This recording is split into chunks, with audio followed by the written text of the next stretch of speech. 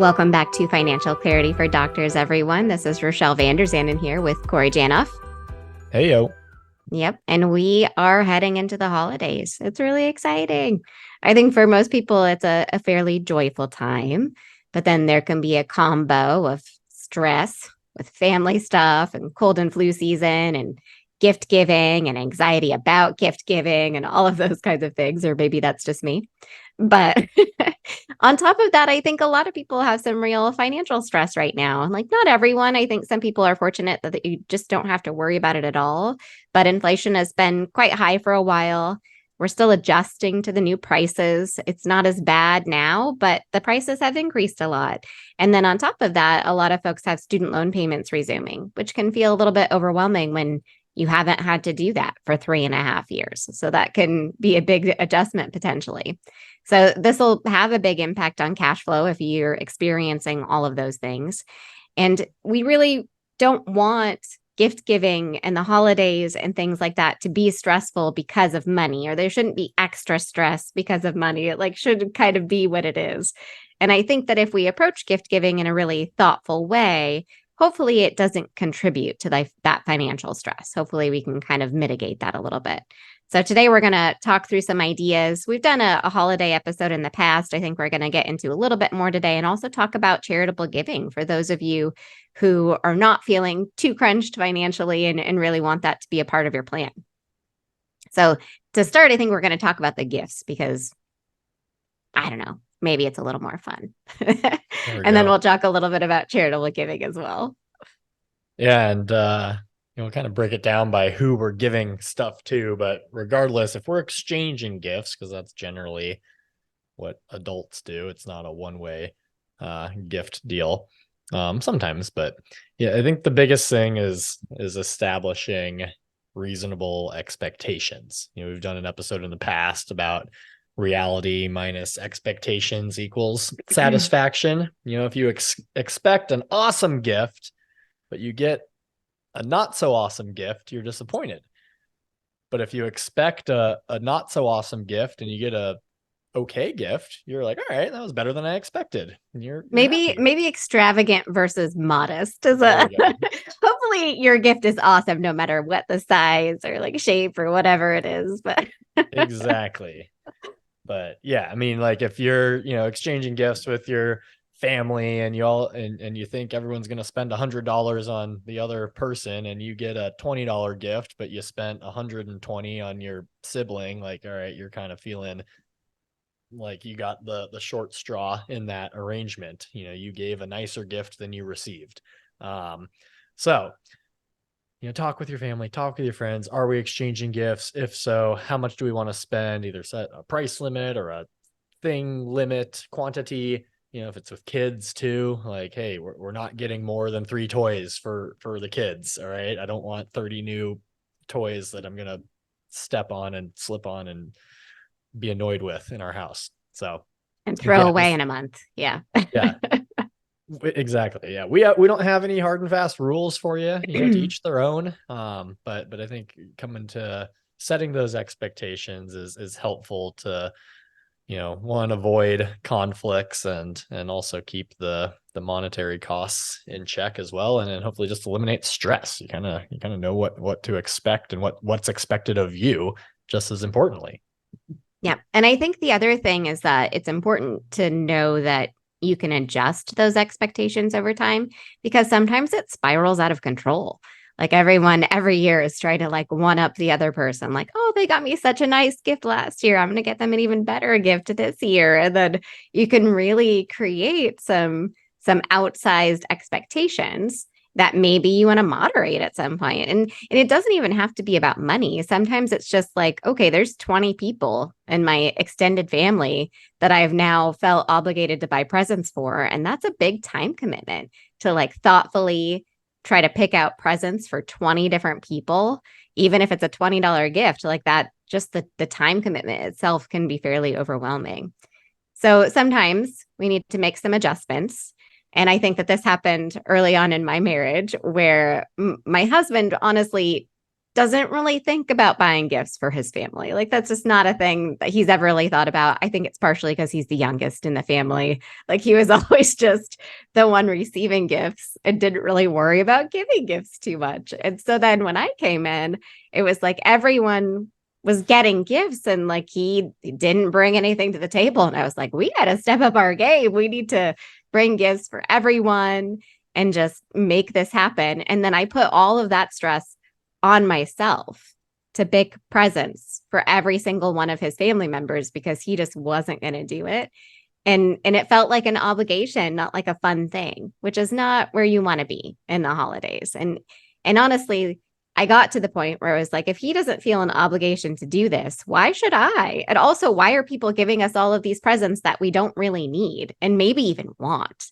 Like, I hope that they never listen to this, but I literally would go through presents when we brought them all home and I would have a big box of things that I just didn't want in our house immediately. It wasn't even like I kept them for 6 months and then got rid of them. They immediately went into a box of like, we don't need this.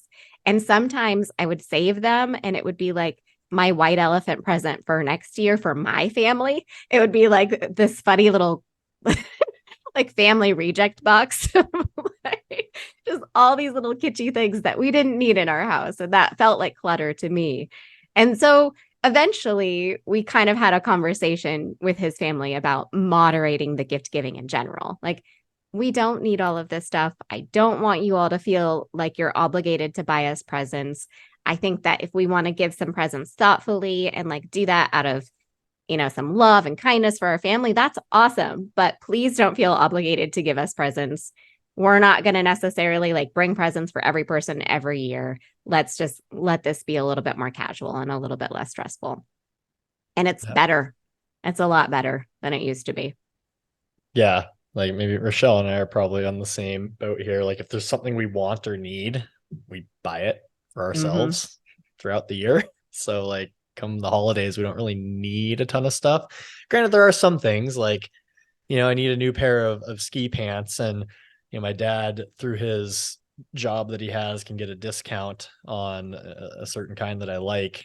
So it's like, all right, well, I'll get you that for your holiday gift. And it's like, great, we kind of picky, like we ask each other, what do you need? Like, What's what's a useful? practical gift for you?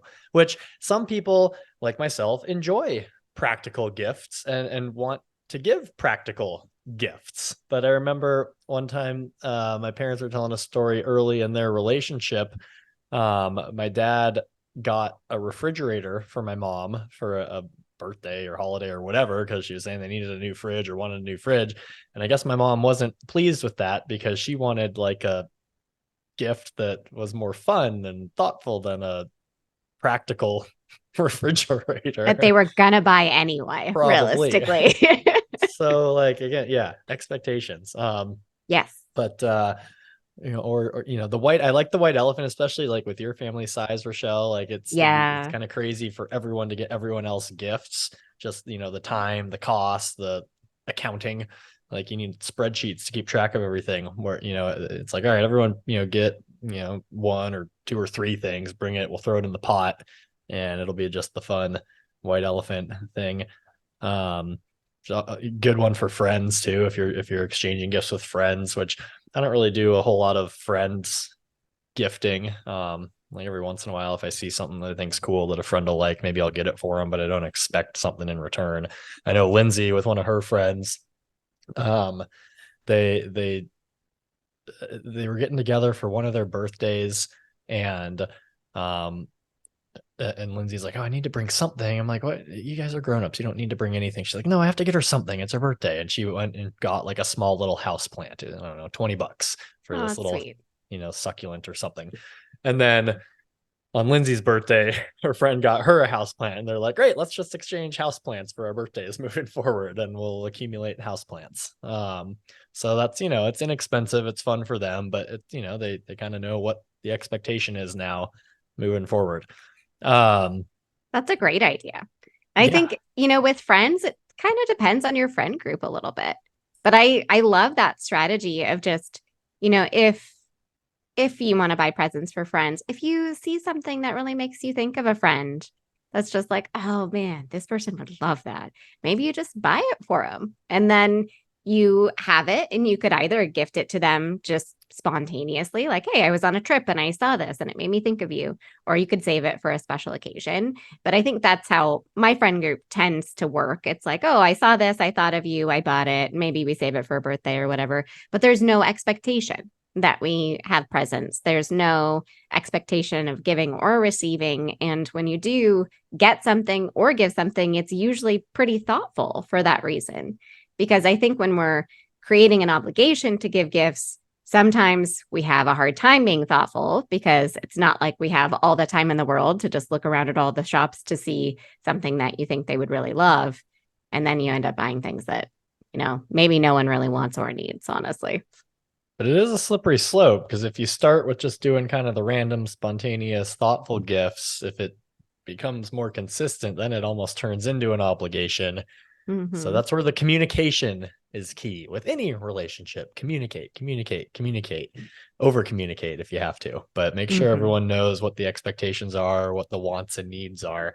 And if you're doing like holiday get-togethers with friends, with kids, it's all right. Are we doing gifts? Are we not doing gifts? What's like white elephant, something for everyone? If you're getting a handful of families together and everyone has a few kids, like that's a lot of gifts that you could be getting kids. So maybe we just do like, all right, let's just buy, some chocolates or candies that the kids can all, have or something like that so that it's not overwhelming for anyone involved. Mm-hmm.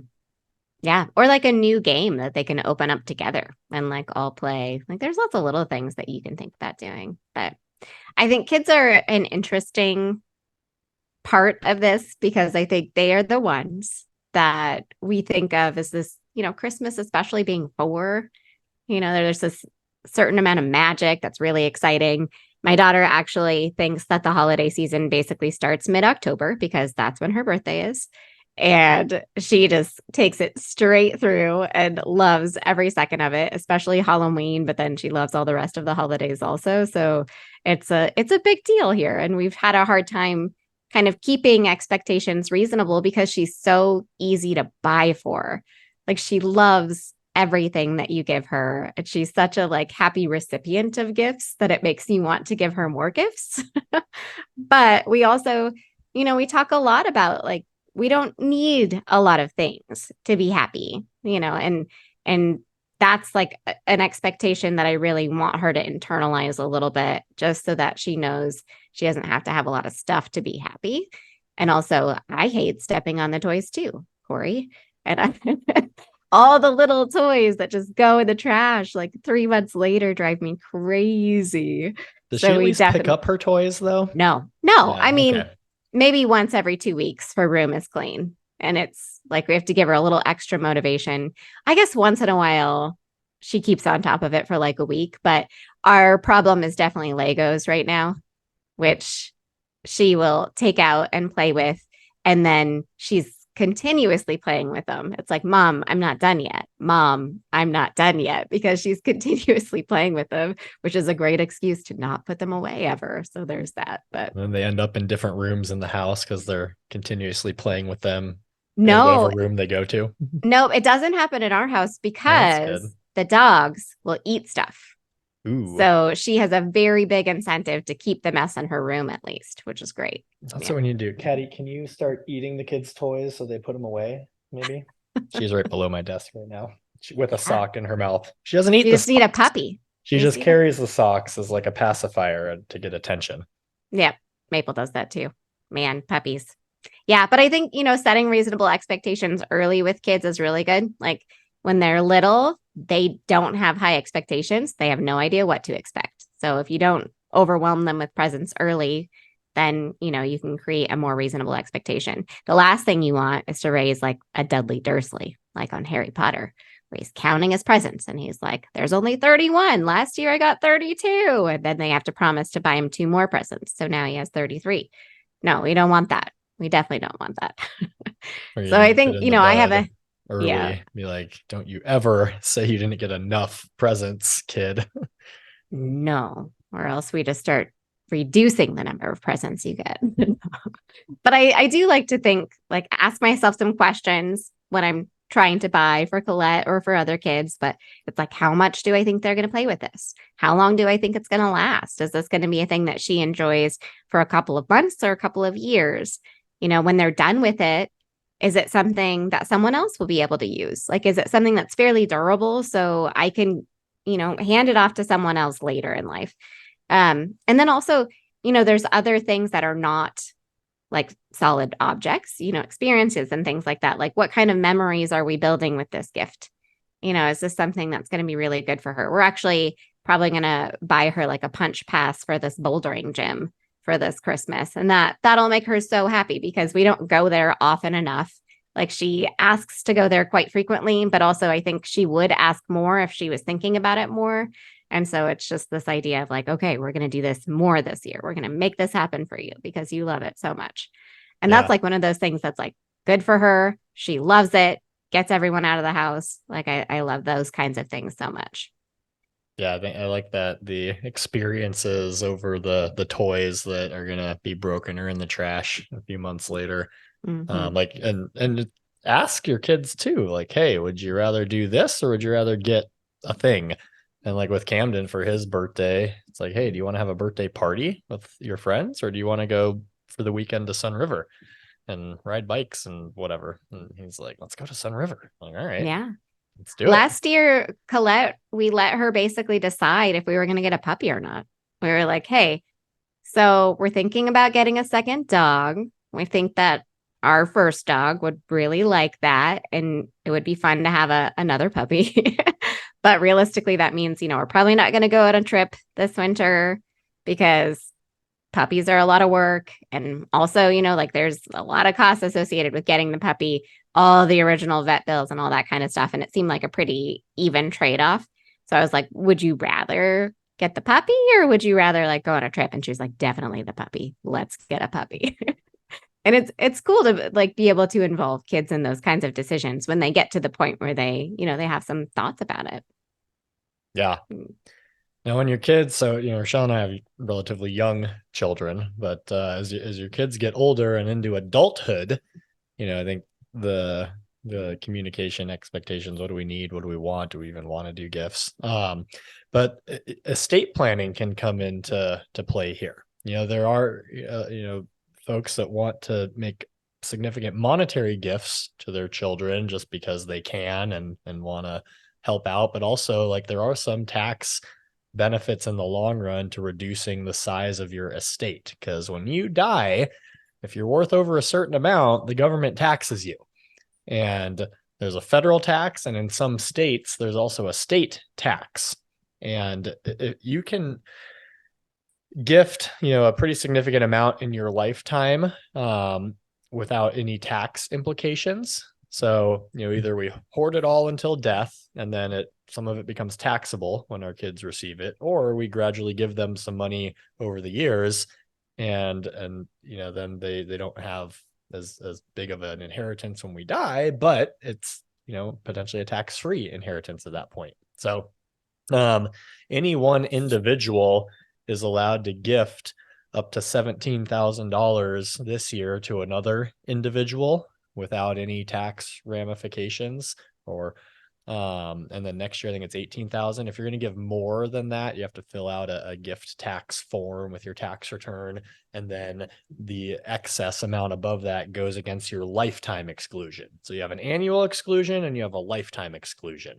And as of now, that lifetime exclusion for a married couple is like 24 million or something, 23, 24 million. It's set to be cut in half in 2025 if no tax changes are made at that point in time. And that's just So federally. There could also that's be some, federally. yeah, there can be some state tax implications as well. So like in Oregon, if you're worth over $1 million, anything Yep. above that is taxed. And for most of you listening, your house alone is going to be worth more than that when you die, let alone your 401k, life insurance values, etc. So yeah, there is a real incentive potentially if you have the means to and desire to gift money to your children or charities or whomever. You can make some annual gifts and slowly get rid of some of that money and chip away at your assets, so that the bulk of it can be given tax free instead of as a taxable manner. Yep. Yeah, I think the one other group of people we were thinking about gifting to is kind of an obvious one, but partners and significant others. And we're not going to tell you what to do. Hopefully, you can kind of figure this one out on your own. But it is, I think there's a learning curve there for sure. And a lot of times, I think, especially early on in relationships, we buy gifts out of like a some sort of sense of obligation. And a lot of times your partner doesn't even like them. And that's the worst feeling. Like you felt like you needed to buy a present, you tried to find something, you didn't necessarily find exactly that thing that you were looking for, and maybe they don't love it. And I think that that can be really true early on. And now, honestly, like I've been married for 13 years. I think Corey, you and Lindsay have been a little less than that, right? Nine, going on 9. 9 years. Yeah, Yeah. 8.5. Yeah. And I think by that point, most people have it figured out at least a little bit. And Nick and I honestly have settled into like, let's generally buy each other useful things that we know that we like, that we know that we're going to use. Because, like you said earlier, Corey, we generally buy the things that we want if we really do want them. And then once in a great while, like we throw something extra special in there. Like, honestly, I bought my husband a kegerator a couple of years ago. And I feel like that has probably generated enough goodwill for me that I don't need to do anything like that for a while. But so mostly it's like just small, useful things. Um, and it's special just to have those kinds of things even under the tree, just the act of unwrapping and bundling up in some cute new pajama pants or whatever that are actually useful can be really nice. But maybe that's super boring of me. Yeah, our gifts are very anticlimactic, I guess. I don't know. I asked Lindsay, like, what do you want for your birthday? She's like, I already bought it. So we're at that stage in our relationship. Mm-hmm. You need a new jacket, just get it and call it a birthday present, I guess. Mm-hmm. So, um, let's see. Charitable giving. We kind of alluded to this earlier, but holidays aside from gifting to friends and family and children, I think helping those that aren't as fortunate as you. Um, especially around the holiday season, we're thinking about what we can do for others. And um I don't think there's any, right or wrong with any of this stuff. If you feel charitably inclined, great. If not, great. Um, there are some ways to find the causes that might be beneficial to you or what you care about. I think first figure out how much you want to give, whether it's for a toy drive or meals or just donations or whatever. And then, it either is all going to go to one place, or you can divide it up amongst multiple places that you feel compelled to assist. Getting the kids involved, I think, could be really beneficial. Helping pick out the charities or go to the toy store and let's pick out a toy to give to the toy drive. There's another 7-year-old boy out there that's not as fortunate as you, and so let's pick something out that you think he might like, and then take him to wherever the bank or the church or wherever's doing the gathering of the toys and donating them, and drop it off. So there's a lot of schools do like sock drives or coat drives and things like that. So there's plenty of opportunities out there. Often like they will come to you or it'll be at the place that you frequent, like right in front of our kids' school. There's a bin for the stuff to be dropped into. So you can't, obviously if they take the bus, you can't drop it, but you could send it with your kid. Hey, when you walk in the front door, put this thing in the bin next to the front door. So there's, there definitely are plenty of opportunities there to assist others, if desired. Yeah. And it can be kind of fun. I feel like it's one of those things that's just much more obvious during the holidays. Like lots of charitable organizations, I think, do a lot of fundraising this time of year because they know that people are thinking about it more. But one thing that we've done just with our little neighborhood kids and things like that is there's a local nonprofit that helps support houseless people, and they do a lot of meals and things like that. But during the winter, they also put together what they call like winter care kits that have like ponchos and emergency blankets and like snacks and gloves and all of that kind of stuff. So the last couple of years, we've been putting together the little kits that they can distribute to people at their organization, which is fun for the kids, to just put together a little bag for someone, knowing that that might help keep them warm or something like that. It's also one of those things that I think we have an inclination to shelter our kids from things like that a little bit. Like, you don't necessarily want them to think about someone that's out there. So it might be something that you want to be more age appropriate. But with ours, like she's 8, like she can handle it. And she knows that like it's important to try to do what we can, or at least in our family, like we've kind of created that expectation a little bit. There's a lot of tools out there for evaluating like what you want to give to. So I think Corey, you mentioned that a little bit. There's one called Charity Navigator online where you can actually search for specific organizations, but you can also sort by cause. Like this is something that we care about as a family. This is something that we want to support. And then you can find organizations and they rate them based on like their financial transparency, how they use their resources and all of those kinds of things so that you can find a good resource. I also think that it can be really helpful sometimes to look very locally. So we have like our local buy nothing group where it's really helpful just to get rid of things, which I am a big fan of pre-holiday clean out because there's going to be new things coming into the house. But rather than bring your stuff to Goodwill or something like that, you can post it in a buy nothing group or in a free group of some kind and say, hey, like we have this available. Does anyone need it? And they will come get your stuff. And it's so local that it feels good to just give to your neighbor, basically. And then, yeah, I think local schools are a great resource. And also, when we're thinking about supporting causes, it doesn't have to be monetary gifts or even gifts of items, but even if you have some extra time, like a lot of times organizations are looking for volunteers, even schools, a lot of times are looking for volunteers just to help the kids learn to read or anything like that. It can be as simple as like, sitting with a kid while they're practicing their reading, like, which is more powerful than you would expect. Like that can be really huge for kids. Yeah, my mom goes, I think once a week to an elementary school and helps read to the kids.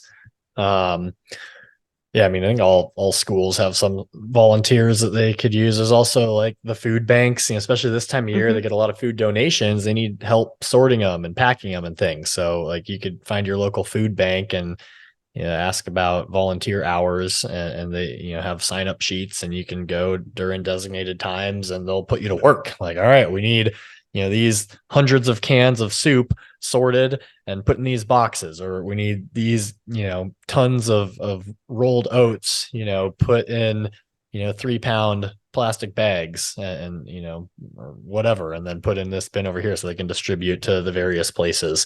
All these pallets of fruit that the grocery store donated, we need to put them in, organize them into smaller quantities to give out to families. So there's plenty of opportunities locally to help if you want to donate your time rather than just buying things.